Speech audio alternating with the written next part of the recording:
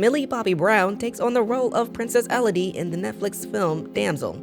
This adaptation offers a unique take on the classic princess narrative. Instead of the usual storyline, Elodie is a princess married off to a noble family. However, this family harbors a dark secret, compelling Elodie to rely on her intelligence, skills, and determination to overcome the challenges blocking her path to freedom. Directed by Juan Carlos Fresnadillo, the film delves into the themes of duty and sacrifice, providing a fresh perspective on royal tales. With a runtime of 110 minutes, viewers are left to wonder if this fairy tale will conclude with a happy ending. But before we get into the review, if you enjoy this type of content, hit the like button and consider subscribing. It helps us and the algorithm know that you want to see more things like this. Also, hitting the notification bell will alert you when we drop new content. Now, let's get critical. The film opens with a group of knights led by the first king of Oria attacking a dragon. The dragon kills all but the king, leaving him at its mercy. Centuries later, we meet Elodie, daughter of Lord Bayford, who works hard to support her people. She is summoned by her father and learns of a marriage proposal from Queen Isabel of Oria for her to marry Prince Henry, played by Nick Robinson. Due to their financial struggles and barren land, Elodie reluctantly agrees to the proposal. Despite an ominous entry to the kingdom, the Bayfords arrive at a stunning castle surrounded by lush landscapes. Elodie and Henry spend time together, growing fond of each other during a horseback ride through the countryside. Back at the castle, Lady Bayford, played by Angela Bassett, tries to form a bond with the queen but is rejected, leading her to urge Elodie to end the engagement. After the wedding, Prince Henry takes Elodie to a mountain for a family tradition. They perform ceremonial gestures, culminating in cutting their hands to mix their bloodlines. However, Henry betrays Elodie, tossing her into a pit as a sacrifice to the mountain's beast, revealed to be a dragon. Elodie navigates the mountain, encountering the dragon, which burns everything in its path. She finds refuge in a cave illuminated by bioluminescent worms, using them for light. She realizes that many before her, innocent to the fate ahead of them, fell prey to the dragon. As she explores, Elodie discovers the reason behind the royal sacrifices, a revelation linked to the first king of Oria. A rescue team led by Lord Bayford arrives, but the dragon kills him and the others. This diversion enables Elodie to escape the mountain by climbing a rope. She rides one of the horses left by her father's men and takes refuge under a small rock while the dragon unsuccessfully pursues her, burning the area surrounding the mountain. The fiery commotion alerts Isabel to the failure of Elodie's sacrifice, leading her to have Elodie's sister, Floria, kidnapped as a replacement. Upon learning of Floria's kidnapping from her stepmother, Elodie returns to the mountain to rescue her. The dragon leaves Floria alive as bait for Elodie.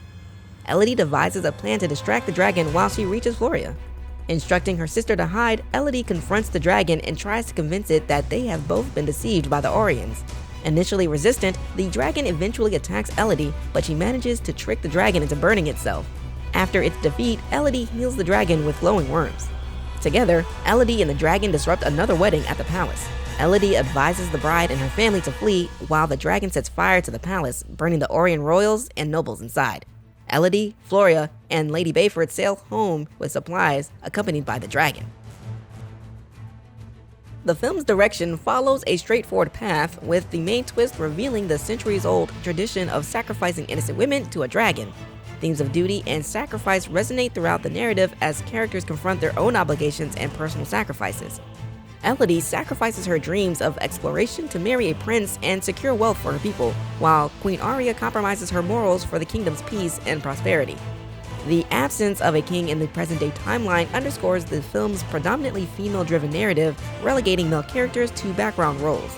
Even Lord Bayford, the lone-speaking male character with more than a page of dialogue, lacks redemption for his complicity in the sacrificial tradition, despite the script's attempt towards the end of the film.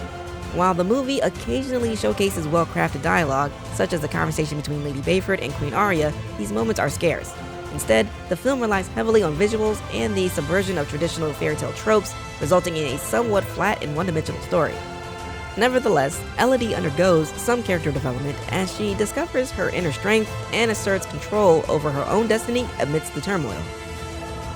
In my overall assessment, the movie presented decent visuals and a narrative that I hope would offer more depth. Millie Bobby Brown delivered a commendable performance, although I found her occasional excessive screaming to be a minor criticism. Initially, I was both surprised and disappointed to see Angela Bassett in the film, but ultimately pleased when her character was given some agency, albeit limited. In essence, the movie revolves around Elodie, the dragon, and the queen, depicting how they navigate situations where they must adapt and survive, manipulated by the deceit of men, or face dire consequences.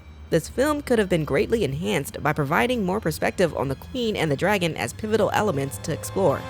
I found the concluding scene where the dragon soars over Elodie while the palace burns and later accompanies the Bayfords on their journey home to be a cheesy and poorly executed attempt to mimic Daenerys Targaryen's iconic moments from Game of Thrones. I felt the movie fell short in depth, though it's worth a one-time watch. Films like Snow White and the Huntsman offer better narratives with a twist in my opinion. With that said, I rate Damsel 2 out of 5 stars. Dracarys.